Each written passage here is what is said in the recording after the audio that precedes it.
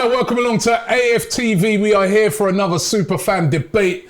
Love these. This one with a difference because we brought in fans from other clubs. They are welcome here. Don't worry about it. Neeks, I know you're looking nervous, right? Welcome. But you're welcome. Toby, you're good, man. No one's waiting for you outside. You know what I mean? I ain't scared of anyone. I sound a bit stronger. Right, listen. We got Toby, of course, from representing Tottenham Hotspur. We've got Nicky representing West Ham United. Neeks representing Manchester United. And, of course, Turkish representing the Arsenal. This is a really interesting debate. Trust me. Because you know what? We did another video where we looked at who's going to get top four. We're all in the race for the top four and that. This is another thing that we've all got in common. Our owners, right? And in this video, I wanted to find out, like, are our owners holding us back? It's really strange that all four clubs sat around this table, the fans seem to have a problem with their owners. I'm going to get into, let me start off with you, Nicky. West Ham's owners. I mean, to be fair, having a great season. They brought in David Moyes. A lot of fans weren't too pleased with that at first, but that's proved to be a great decision. The new stadium's starting to get a little bit of buzz around it, isn't it? It's been packed houses, 60,000 for most games. You know, Europa League, you're in Europe, you're doing well in that. There's a lot to say, you know, fair play to them about, isn't there? Absolutely nothing to do with it. Absolutely. I'll say nickname again, the nothing. D brothers. I'm not going to say the full. Nothing to do with it. You can't say that. Nothing. David Moyes, they appointed him. Begrudgingly. It was a cheap option. But they still appointed him. They did appoint him, yeah. That's probably the only thing I'd give them credit for. They've a bit like you, made a lot of promises, not delivered on the promises. They've not backed Moyes at all. Not at all. In fact, in our last sort of free transfer windows, I think we spent 80 million last year, but there was players going out, and so it sort of it averages itself out to about 30 million a season. That's not what was promised when we moved to the stadium. We're doing very, very well. We've been lucky in terms of injuries, because we normally have a lot of injuries, and last season we had great luck with injuries. We've got a world-class player come through the academy, who's our captain. He drags us through most games. World class. He's definitely. They've kept hold of him though, Declan Rice, haven't they? Just about. World class a bit. I don't know about world class, but he's class, yeah. He's right. He's world class. Yeah, I watch him week in, week out. He's world class. Oh, okay. Believe So me. because you watch him week in, week out. Yeah. I can tell. Well, look, we've had Rio, we've had Lampard, we've had Defoe. There's all world class players. I know a world class player when I see a world class player, and he's world class. Okay. We'll be saying it next year if we get him. We'll Chelsea. No. Whoever gets him, they're getting a world class player. Yeah, but all of that sort of has done them a favour. They've not. What have they done? They've done nothing. Absolutely nothing. Well, they put you in a position to, you know, in the Europa League. You're doing really well, you know what I mean? You're challenging for the top four in the league. You can't say they've done nothing. No, they haven't done anything. I know that sounds odd. It sounds odd to say, because it's just when. But what is it you want from them? We want them to put us in a position where we can challenge. What, pumping their own money in, or are they withholding funds from the whole club? They've never pumped their own money in. Never. They haven't even spent the club's money. Okay. That's the problem. That's for me. That's where it comes to. It's about because you can't necessarily expect the owner to put their own money in terms of the playing staff. Well, yours haven't. Well, we know that. Let's hear about yours now, right? Are you happy with, you know? Don't worry about him. No. I don't know about yours now, right? Are you happy with your owners, right? You know what I mean? They bought you Cristiano Ronaldo. Actually, when you think about it, this season, not this one, right? No, hold on. So you had obviously not just you, Tottenham and Arsenal. We had the whole Super League thing, big meltdown. In particularly bad at Manchester United, where the fans, you know, took a real stand on it, and I commend them for that actually, right? But took a real big stand on it. And your owners after that made changes. Brought the fans in, sat down, started chatting to you guys more. At the start of this season, they said, no, we're going to put a team in place that will challenge. They brought in Jadon Sancho, Cristiano Ronaldo, Varane. You know what I mean? They brought in players over the years. Champions League Varane. Is it time now for United fans to show some respect to their owners? Oh, please show some respect. Probably. Listen, one swallow don't make a summer. one signing doesn't determine. What about free? Free signings don't determine an ownership. They made 3 brilliant signings, Let me didn't say they? why. Because first and foremost, Ronaldo pays for himself and then some. They saw Ronaldo as a commercial signing. If Ronaldo didn't have the marketability that he had, they would not have put a man on at his age on 500,000. Was you complaining at the time? No, I'm not complaining now. That's not the point. So I'm not giving him credit for making a signing that benefits their only reason But for you being a still Manchester. got to make the Bro, signing you need to let happen, me answer haven't the you? question. No, hold on, no, You need to let me answer the wait a question. minute. On that, you said you're not giving them credit for making that signing, but you still got to make the signing. I don't give a fish credit for swimming. You're doing the job that I expect you to do. Facts. We know they came in to make money. They made a business decision, and I must then give them credit because that business decision may benefit the playing staff. They didn't make it to benefit us on the pitch. They made it to benefit themselves, and if it inadvertently benefits us on the pitch, that's just it is what it is. But that wasn't their initial plan. Ronaldo pays for himself and then some. They're benefiting more off the pitch from Ronaldo than we are benefiting from Ronaldo, and it's not that's not on necessarily on Ronaldo or even on them. They've been at Manchester United since 2005. Wayne Rooney, I think an interview actually came out today, some quotes. In 2010, he spoke about the lack of ambition at the club. Where we sold Ronaldo in 2009. We talk about Ronaldo we bought now. We sold Ronaldo for 80 million, a world record fee in 2009, and replaced him with Wigan's Antonio Valencia and a free transfer Michael Owen from Newcastle. Overton was then given the number 7 shirt. That's the kind of ownership that has led us from Champions League winners, finalists, 3 in a row Premier League, to now we're competing in the top 4. Because whilst they haven't put their own money in, and what I was going to say was that I'm not necessarily expecting people to put their own money into the club, but in terms of the playing stuff. But the bare minimum is that 1, you don't take money out of the club, and 2, you spend the club's money. They're not spending the amount that we've spent is far lower than the amount that we actually generate. So I can't credit them for allowing the manager to spend money that the club's generating, not through their own works or anything. They've hired managers and got rid of them in 10 months, got rid of them in 2 years. They've made promises such as when they sat Jose Mourinho, they said the first thing we're going to do before we hire a manager is get a director of football. Ole Gunnar Solskjaer goes on a run of 3 months of good football, and they move away from that decision because it becomes a decision that it's a cheap one. It's the easy decision, and ultimately it's one that hasn't resulted in us being successful on the pitch. I can't give them credit for signing Ronaldo, Varane and Sancho when Ronaldo, Varane and Sancho is the bare minimum that Man United should be signing nearly every summer. Maybe not 3 every summer, but 1 here, 1 there. When for 10, 15 years, they've put us in the position where we're having to scramble to try and get back in. Obviously, when they came in, it was Alex Ferguson, innit? So when you talk about that team there, Overton and whatnot, Ferguson tax kind of brought it to. Yeah, you know what I mean? they weren't. It wasn't Overton who got us to win the Premier League. No, 100%. We won it in spite of Overton and in spite of Valencia. But once he goes, that's the key cog that they haven't managed to replace, whether it's through one person or through a variety of people. Obviously, our owners, in my opinion, if you had 20 fans from all 20 teams in the league at this table, we would still have the worst owners in this league. And I'm not saying you lot I haven't got bad owners, but what I'm saying from your owners, at least I see some willingness to change, some ambition. You know, you hold on, wait, but the I think the ownership's terrible. The owners, not worse than us. one It's just as bad as yours. No, One wait. second, the owners in you say a willingness to change in the summer. Yeah. They gave Mikel Arteta 150 million pounds to spend. Well, our owners. Yeah. Yeah, we spent 146 million in 2019 and then finished 8th 2 years in a row. No, but I'm saying, you said a willingness to change, right? We know over the years, right, they've been very tight on spending money, but they gave him in the summer 150 million pounds to spend. They just before that they sanctioned Arteta getting rid of Ozil. They've recently backed him in his arguments with Aubameyang and have cleared the decks on that, taking obviously a hit on that. So maybe they have changed. What Neeks has said about the Ole Gunnar Solskjaer thing is what resonates with me. We went from a manager in Wenger. I remember we went to the director of football. Wenger said, what is that? A guy who directs traffic. We went from that, got rid of Wenger. We brought in Emery. We brought in a director of football. Only 18 months later to go back to Mikel Arteta turns to manager.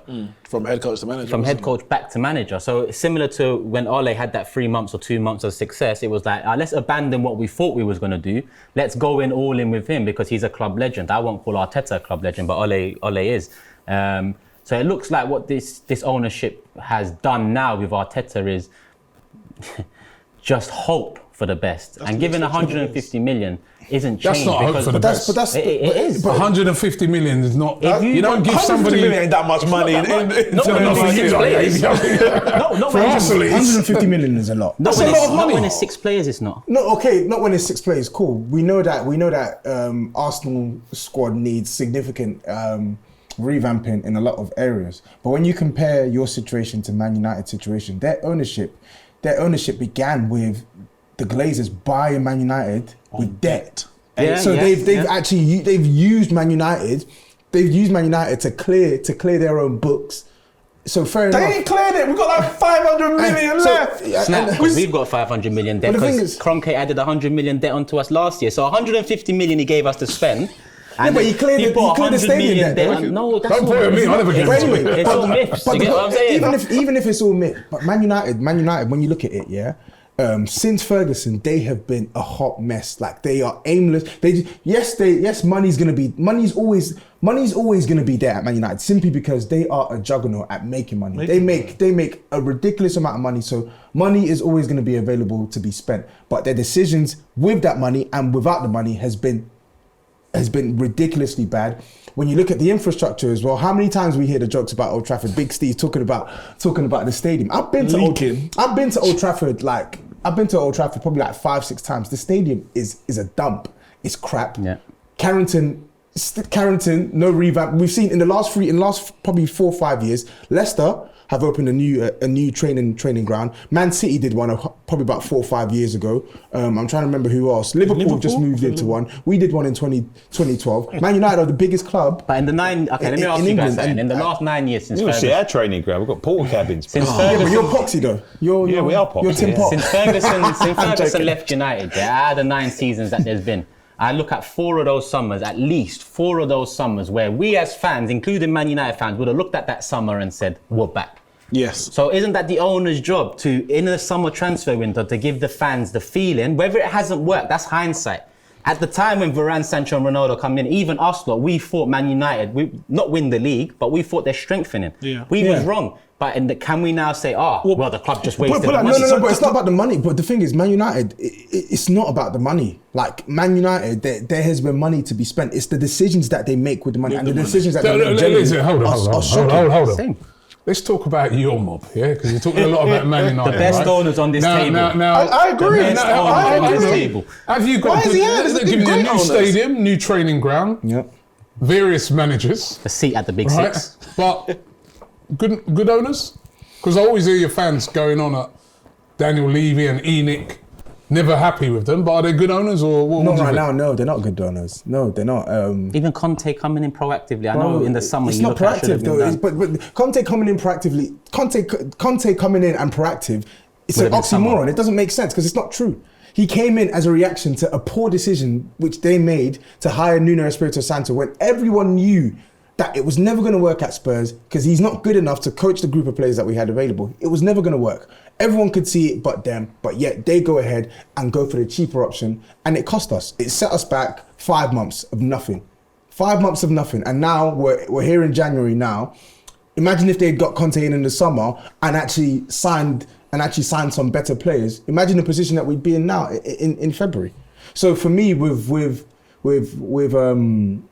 Enoch, with Daniel Levy, I've tried to be balanced over the years, and my friends will tell me, sometimes they'll say, yeah, you're Enoch. I'm not. I've sat on the fence on purpose because I can't sit here and lie to you and say that, they've been awful owners forever. They haven't. Yeah. Like Spurs owe some of where they are to the ownership because under their tenure, not only have we been able to stabilize as a club from when Alan Sugar was the owner, but we've actually hit heights that we never hit before in the Premier League under these owners. But my annoyance and grievance with these owners is everything is reactive. There's no foresight with these owners when it comes to matters on the pitch. they're brilliant off the pitch, which is why you talk about the stadium, the training ground, sponsorship deals, X, Y, Z. Off the pitch, they're fantastic. And you'll see that in Spurs' finances. If you look at us over the last 10 years, our revenue literally increases year on year outside of the COVID hit seasons. But the problem that most fans, in fact, probably the majority of fans now at Spurs have, is that everything they do is with a view to benefit the matters off the pitch. Talk about what's on the pitch. Let me ask you a question. Sorry, Neeks, right? I'll start with you, Neeks. What's a good owner? I think a good owner is one who knows their own strengths and weaknesses and what their role is at the club. And by that, I mean, if you know football, then you should be involved in football decisions. If you do not know football, you employ and delegate those roles to people who know better. So take for Manchester United, for example, when we had Sir Alex Ferguson, there was David Gill. Both people who know football making the football decisions. The Glazers just, gave them some of the money that Man United made and took the rest for themselves. Then David Gill and Alex Ferguson leave, and Ed Woodward comes into that position. Ed Woodward, who's a banker, who's the one who actually brokered the deal for the Glazers to buy Manchester United. Now he's in charge of football decisions. A bad owner is one who allows someone like Ed Woodward to continue making football decisions whilst there's no evidence of those football decisions being successful in a footballing way. Okay. All his commercial decisions were brilliant, all the sponsorship, but footballing wise, it wasn't. And because they allowed it to go on for so long, let alone the debt, leave all that out, because they allowed that to go on so long and make the wrong people make those decisions, that's a bad owner. What about you? What's a good owner? That's literally bang on what you just said. And again, look at Arsenal. They held on to Wenger so long, making poor decision after poor decision, only to be left where we are. And I blame them for that. You know, we put a lot of blame onto Wenger, but who was Wenger's manager? Wenger's manager was the Kroenkes, but they never looked at it and said, hold on, it's not working out, let's come in now and cut it off. We didn't do that. So every single word Nick said about a good owner, I'm fully with. What about you? What's a good owner, Nicky? A good owner is an owner that wants to win. He wants success. Yeah, but they want to. No, they don't. United want to win. Off the pitch. That's why they gave them. I think there's a difference. Ronaldo, they gave them Sancho. I think there's a difference between wanting to win success, trophies, take your team as far as you can, and wanting to win in terms of that'll do us. Yeah. That's the money that we're going to make. So Ronaldo, he's paid for his Varane probably has paid for their transfer fees probably twice over already because it's commercial. You lot commercial. You know what I mean? You want to get back into the Champions League really without spending as much money. And I think this season you got the best chance. But I think you need an owner that wants that trophy. I want to be successful. Chelsea, they want to be successful. They want trophies. He'll do anything. He's pulled the money back a little bit because they've won so many trophies over the last 10, 12, 15 years. We don't want to win trophies. We want to try and get as high as we can, spending as less as we can. You know, we shouldn't even be in this conversation, let's be honest with you. We're not trophy worthy. You know, we might win an FA Cup and all that sort of stuff. We're talking about owners. So you are.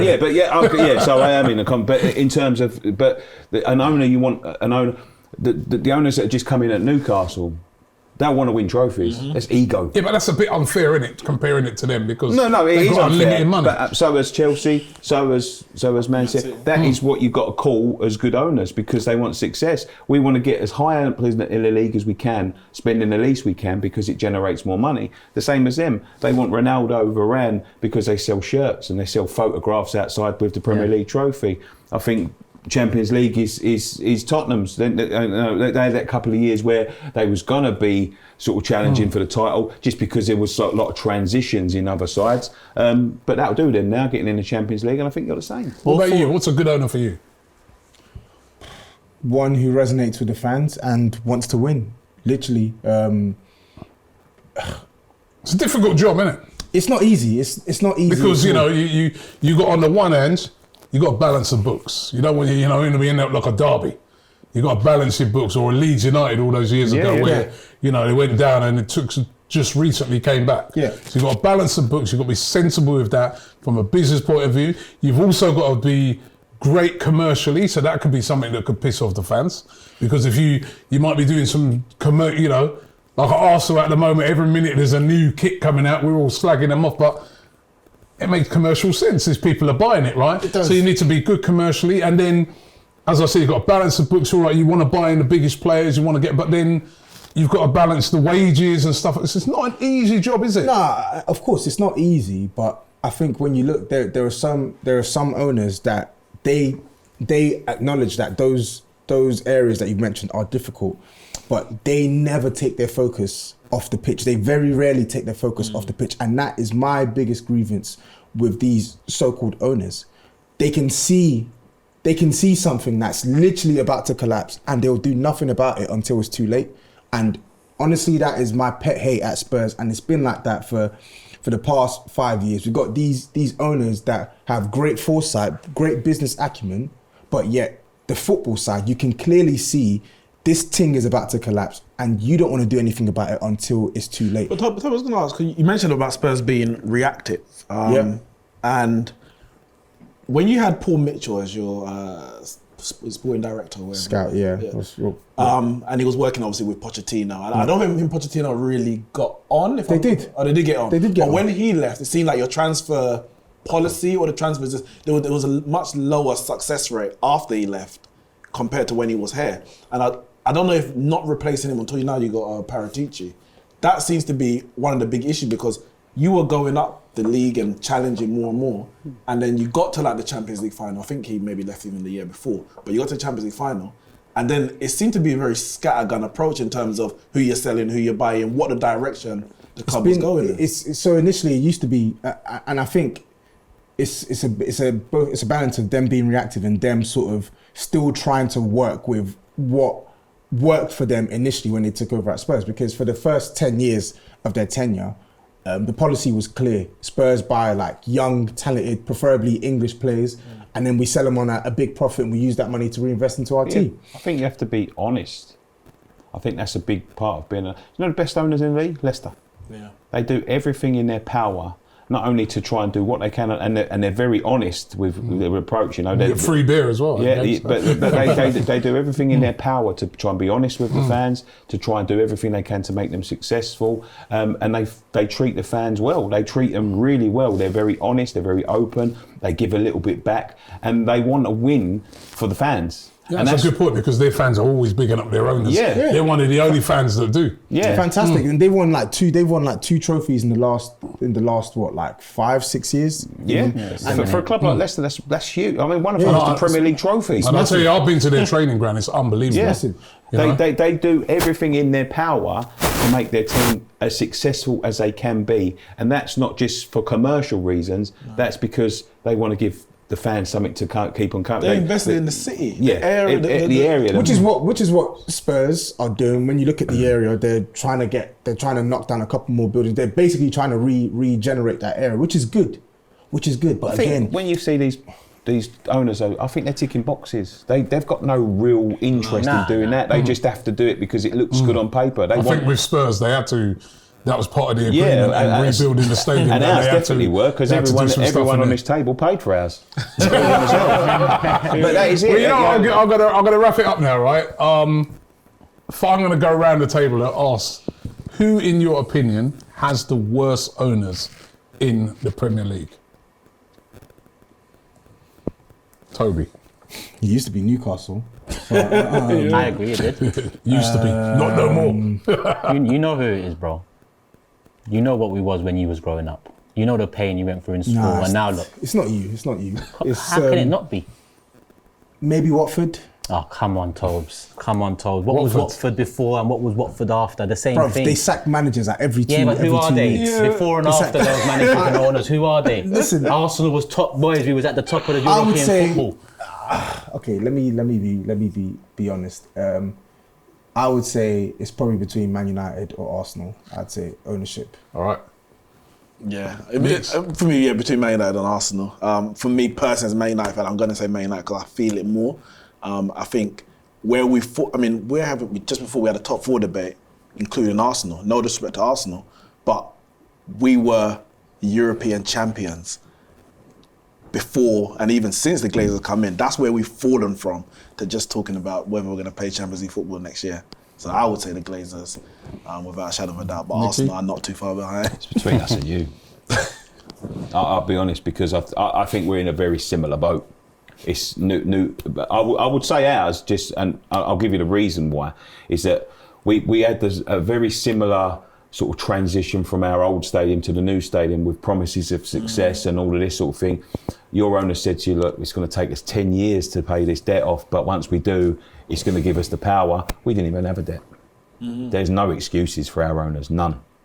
They've just literally come on, let's all go over here. We're going to. I've got videos of the season ticket process when they had us buying season tickets here in this little nice office in Westfield, right? Telling us how big we're going to be, right? And they wouldn't let you film it. You had to film it in secret. I wonder why. When you look at it now, I wonder why they didn't want you filming it. Because they didn't want none of this to come out. And it's like, we're going to be competing with the likes of Man United and Arsenal and Bayern Munich for transfers. I've heard that before. We couldn't even pip Aston Villa and things like that to sign. We had stuff it's like just that. It was just lies to get us into a commercial position where they can sell the club now for a lot of money, and they've not got a lot of money to pay. They've screwed us royally. Last word to you, Turkish. You know what I'm going to say, Cronkies. I think Neeks is right. United are up there as well. And Nicky's right as well with West Ham. But with United, I What about think me and Spurs? you lot are the best owners on this table.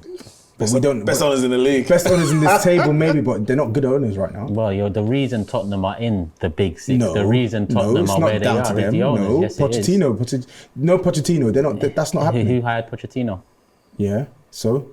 Our owners haven't hired one right man. And who failed? One right man. Who failed to give Pochettino the funds and the players that he needed to maintain momentum? Martin Yo and Harena were pushing before Pochettino. They were pushing. Oh, yeah, and we what were happened to Martin Yo? They sacked him at half time. Harry Redknapp flirted with England. They sacked him as well. So who? Because they want someone who's dedicated to the club. Dedicated. And Martin Yo wasn't dedicated. I like Martin. The only thing I'll say is about United is, at least they give you something to smile about, which is the transfers. At least in the summer when Sancho comes in, you're in the WhatsApp group and like, yo, Sancho's in. So what though? Arsenal don't get that. Listen, football, the banter is a part of football. Nah, big you part get of that. football. Do you not remember how Robbie was Arsenal dancing don't have a to leg his to partner? stand. Oh yeah. You don't remember that, mate. yeah? You remember that? So you get that? Not the type of banter I want.